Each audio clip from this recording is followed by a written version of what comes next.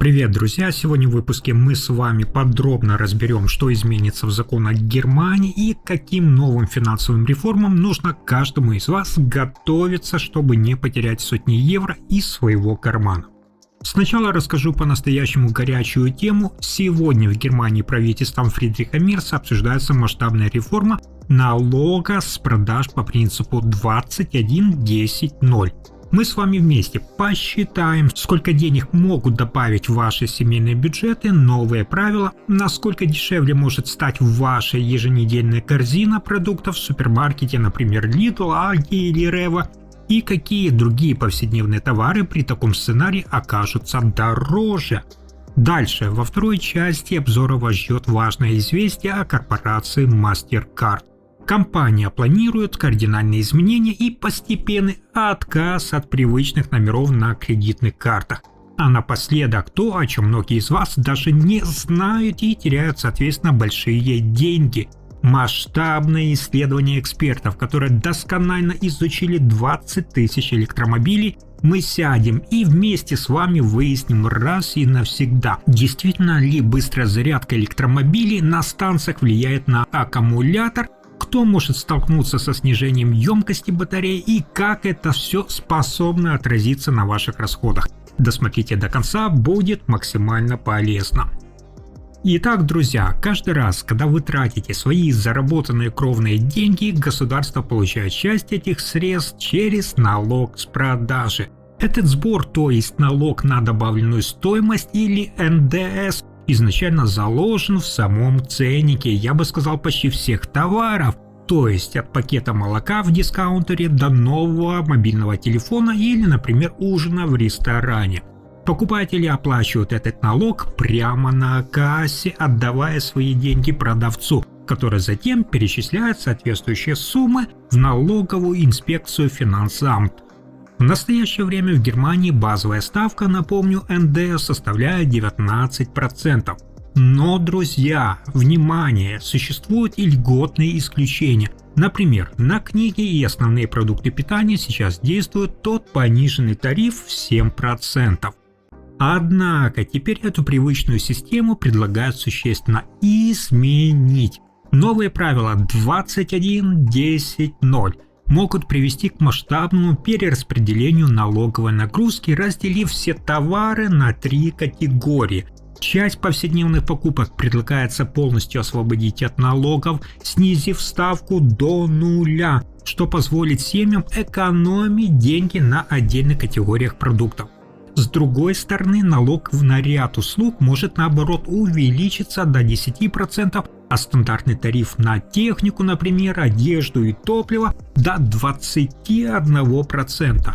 В итоге, если раньше покупатели, мы с вами платили примерно одинаковую налоговую нагрузку по большинству промышленных товаров, то теперь одни категории товаров могут стать выгоднее, а другие, конечно же, сильно дороже, увеличивая расходы на электронику, автомобили и ряд других покупок.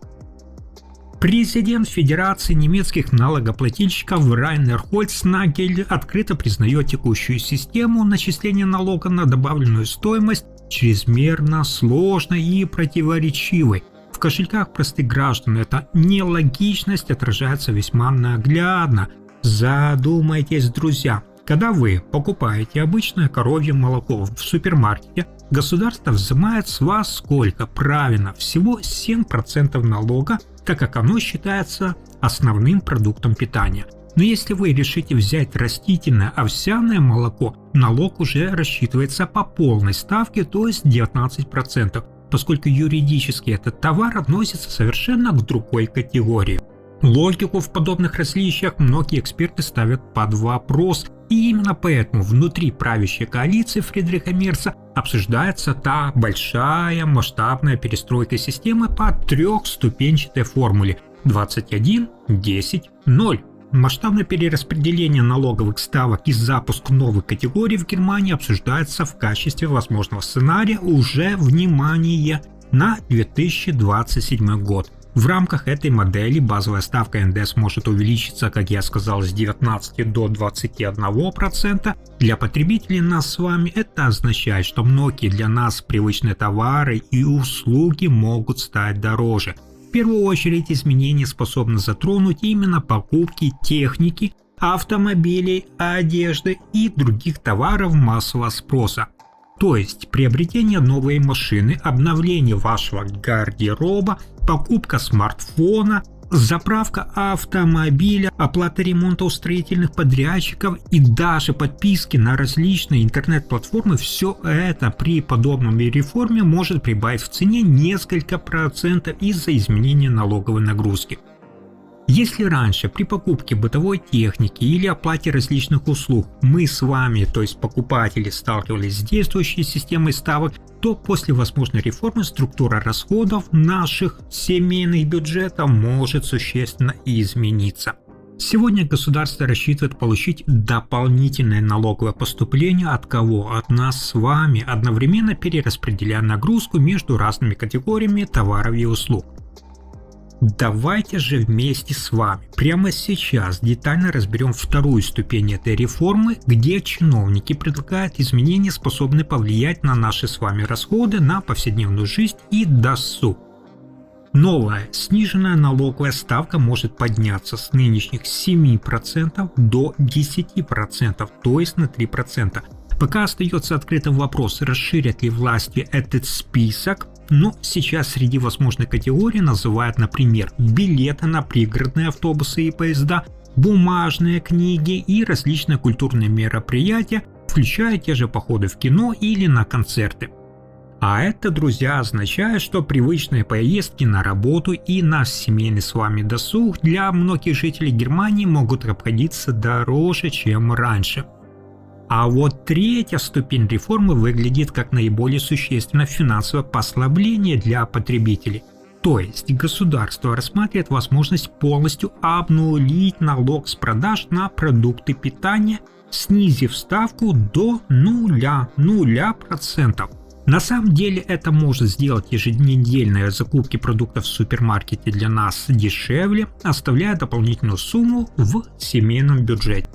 Однако здесь есть важный нюанс. Реальная экономия будет все-таки зависеть от того, насколько торговые сети вроде Aldi или Lidl отразят снижение налоговой нагрузки в конечных этих ценниках на витринах для покупателей. В глобальном масштабе эта трехступенчатая перестройка способна принести в государственный бюджет дополнительно 16 миллиардов евро ежегодно. Авторы этой инициативы предлагают направить эти средства на снижение подоходного налога для работающих граждан. То есть, по сути, структура налоговой нагрузки может измениться. Государство сегодня рассчитывает уменьшить часть сборов с заработной платы, я вам об этом рассказывал, одновременно увеличивая поступления через эти налоги на отдельные товары и услуги. Для потребителей это означает, что влияние реформы на личный бюджет будет зависеть только от того, какую именно часть доходов они тратят на покупки, транспорт, одежду, топливо и другие повседневные расходы. Что же касается громких обещаний властей ввести нулевую ставку на основные продукты питания, то здесь, друзья, внимательно. Действительно стоит сохранить здоровый скептицизм. На бумаге это выглядит как такой потенциальный для нас с вами выигрыш для покупателей, однако в реальности законы Германии не обязывают, еще раз говорю, не обязывают торговые сети автоматически снижать цены вслед за уменьшением налоговой нагрузки. Понятно? Крупные дискаунтеры могут по-разному отреагировать на подобные изменения, поэтому итоговый эффект для потребителей будет зависеть от политики конкретных сетей и уровня конкуренции на рынке. Если же эти изменения действительно вступят в силу в 2027 году, то особенно внимательно стоит подойти к планированию своих крупных покупок. Например, если известно, что налоговая нагрузка на определенные категории товаров может вырасти, тогда логично, часть покупателей может рассмотреть возможность совершить запланированное приобретение заранее. Таким образом, можно сохранить часть своих средств, которые в будущем могли бы уйти именно на оплату более высокой налоговой ставки. Вот вам наглядный пример для вашего кошелька. При покупке семейного автомобиля чистой стоимостью 40 тысяч евро разница, внимание, между ставкой 19 и 21% составляет около 800 евро, что для многих семей, соответственно, является весьма немалой суммой. Но вы знаете, друзья, у меня есть еще одна важная финансовая новость об изменениях в сфере безналичных расчетов, поскольку корпорация MasterCard запускает крупную реформу банковских карт. Платежный гигант официально объявил о планах полностью убрать с лицевой стороны кредитных карт видимый 16-значный номер, завершив эту реформу в 2030 году. Пользователи больше не увидят напечатанных цифр на самом пластике. В случае необходимости люди смогут быстро получить доступ к цифровым реквизитам через официальное банковское приложение. Для этого потребуется пройти биометрическую аутентификацию, воспользовавшись отпечатком пальца или, например, сканером лица. Основная цель разработчиков – это повысить уровень безопасности платежей и дополнительно защитить средства клиента в случае кражи или утери кошелька. Вдобавок к исчезновению цифр с пластика, компания внедряет еще, друзья, одно серьезное нововведение, которое может изменить процесс онлайн-покупок. Речь идет о системе виртуальных одноразовых номеров для отдельных транзакций. Например, когда вы собираетесь оплатить какой-либо товар на незнакомом сайте, система автоматически генерирует для вас уникальный временный номер. Вы используете эти данные для оплаты, подтверждаете платеж, а после завершения операции данный номер становится просто-напросто недействительным. Как поясняет руководство корпорации, даже если злоумышленники впоследствии получат доступ к данным интернет-магазина, где вы расплачивались, повторно использовать такой временный номер для проведения новой операции они не смогут.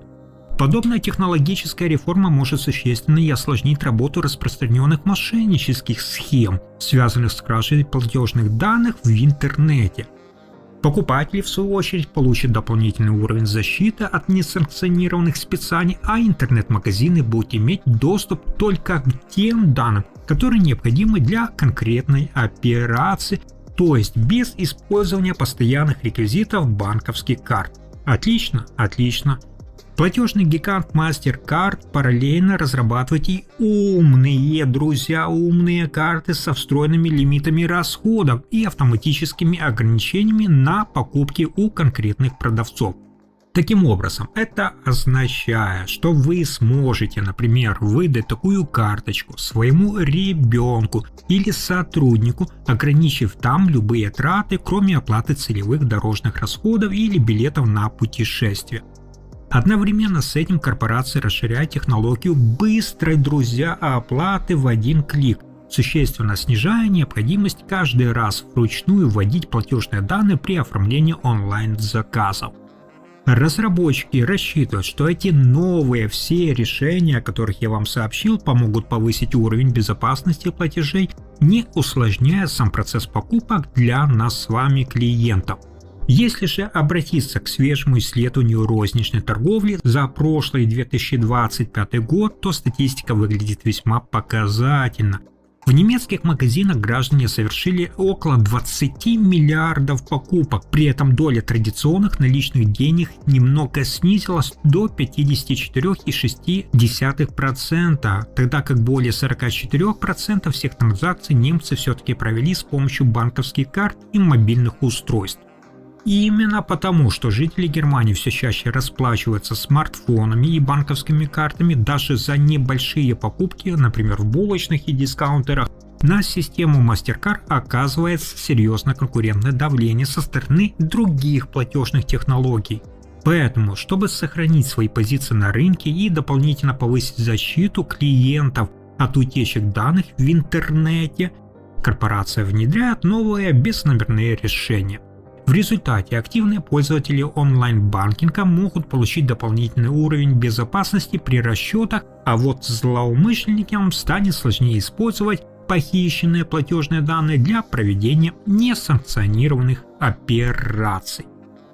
И это, друзья, еще не все. Сегодня на автомобильном рынке Германии, где владельцы электрокаров внимательно следят за состоянием самых дорогих компонентов своих машин, телеметрическая компания Geotab провела масштабное исследование, досконально изучив поведение более 22 700 электромобилей 21 популярной марки.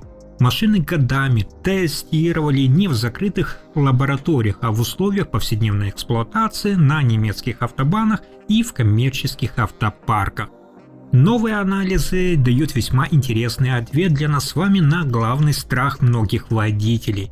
Регулярное использование станций высокой мощности действительно влияет на скорость старения аккумулятора, однако масштабы этого эффекта оказались меньше, чем принято на самом деле считать. Главный вывод экспертов выражается в конкретных цифрах. Средний уровень естественного снижения емкости батареи сейчас составляет 2,3% в год. Хотя еще год назад, я вам рассказывал, этот показатель находился на уровне 1,8%. Подобные изменения специалисты связывают с тем, что владельцы стали чаще пользоваться именно скоростными станциями постоянного тока ради экономии времени. И здесь важный нюанс заключается в том, что на состояние аккумулятора влияет не только стиль вашего вождения или общий пробег автомобиля, сколько режимы зарядки и мощности используемых станций. Давайте посмотрим на расходы и потенциальное влияние на стоимость автомобиля. Если же вы заряжаете машину преимущественно дома, то есть от обычной розетки сети переменного тока или на медленных зарядных станциях, аккумулятор теряет около 1,5% емкости в год. При смешанном использовании, то есть когда домашняя зарядка регулярно чередуется со скоростными комплексами, средний показатель увеличится до 2,3%. Наиболее внимательно к этому вопросу стоит относиться тем водителям, которые почти полностью полагаются на быструю зарядку. В таком случае снижение остаточной емкости батареи может происходить еще быстрее, что в дальнейшем способно повлиять на стоимость автомобиля при его продаже на вторичном рынке. То есть постоянное использование зарядных станций мощностью более 100 кВт обходится владельцам дороже всего, увеличивая средний ежегодный износ аккумулятора примерно до 3%. Влияние внешних условий на технику оказалось сравнительно небольшим. Кстати, жаркий климат за пределами мягких регионов ускоряет старение ячеек всего на 0,4%. А вот коммерческие сверхвысокие пробеги автопарков примерно на 0,8% в год. Посмотрите еще на примерный расчет изменения емкости батареи через 8 лет эксплуатации стандартного аккумулятора емкостью 75 кВт-часов. Если в прошлый владелец в основном заряжал автомобиль дома от медленной сети, потеря емкости составит около 12%. При смешанном типе, о котором я вам рассказывал, использования, этот показатель может достигать 18%. Но если же автомобиль регулярно использовался на скоростных экспресс-станциях, снижение емкости способно приблизиться уже к 22%, друзья. Даже при таком сценарии остаточное состояние аккумулятора через 8 лет мы с вами видим может находиться на уровне около 78%. Это все еще выше распространенного заводского порога гарантии, который, я напомню, для многих производителей составляет 70% емкости или 160 тысяч километров пробега. При этом деградация происходит неравномерно, да, друзья. После более сильного снижения в первые годы эксплуатации обычно наступает длительный период относительно стабильности, что позволяет достаточно комфортно использовать поддержанный электромобиль при условии тщательной проверки технического состояния и документов. Сегодня ведущие инженеры автомобильного сектора отмечают, что современные аккумуляторы способны достаточно эффективно справляться с высокими нагрузками на дорогах. Официальные исследования показывают, общее техническое состояние ячеек питания остается на удивление стабильным и высоким даже при регулярных скоростных поездках по автобанам и активном коммерческом использовании машин в службах доставки. То есть на самом деле такие источники питания служат дольше, чем изначально закладывали в свои расчеты крупные немецкие автопарки и лизинговые компании, которые зачастую списывают технику раньше реального срока. Секрет более рациональных расходов, друзья, заключается не в полном отказе от скоростных терминалов постоянного тока, а именно, внимание, в соблюдении сбалансированного режима зарядки автомобиля. То есть, если вы будете осознанно выбирать минимальную мощность зарядки, которая подходит для вашей повседневной эксплуатации, вы сможете, друзья, лучше сохранить ресурс силового узла в долгосрочной перспективе. А это в свою очередь позволяет продлить срок службы машины на годы вперед, не отказываясь от личного удобства, скорости передвижения и возможности дальних поездок. То есть при покупке подержанного автомобиля в автохаусе выгода может быть видима для вашего кошелька, если все-таки предыдущий владелец чередовал разные типы зарядки. Вы получаете достаточно, скажем так, живой автомобиль с весомой разницей в цене по сравнению с первоначальной стоимостью. Поэтому грамотный подход к эксплуатации помогает снизить риск скрытых затрат и не переплачивать за обслуживание в будущем. Сегодня, друзья, многие старые правила ухода за машиной постепенно теряют свою ту прежнюю силу, освобождая водителей нас с вами от части лишних бытовых ограничений. Масштабный аудит GeoTap поставил под вопрос жесткие рекомендации постоянно удерживать уровень заряда строго в диапазоне от 20 до 80%. Транспортные средства, которые регулярно использовали почти весь доступный емкостный диапазон, не демонстрировали ускоренного старения ячеек в стандартных условиях эксплуатации.